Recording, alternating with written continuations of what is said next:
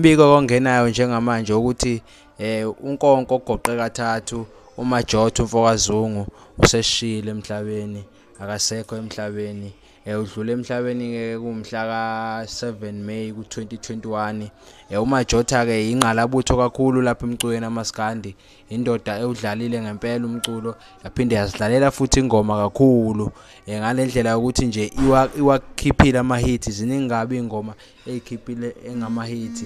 Sishayeke engeqiwa ntwala ingozi, siwumculo wamaskandi, singabalandeli siphinde futhi sibe abantu aba-active la emculweni nje. It's a big loss kuthina singabalandeli ikakhulukazi. uMajotha ke ingoma ke umuntu obeyidlala nje kakhulu, kodwa ke ama build up ke safuna ukuzwa ke nemininingwane ke ephelele ke, ngoba nathi lezi ndaba nje ingena manje ngaso lesikhathi. Sathi ke nathi ke ake sithi ukuyimemezela le ndaba ukuthi uMfowazungu akasekho, iqhawe belishaya kakhulu ingoma.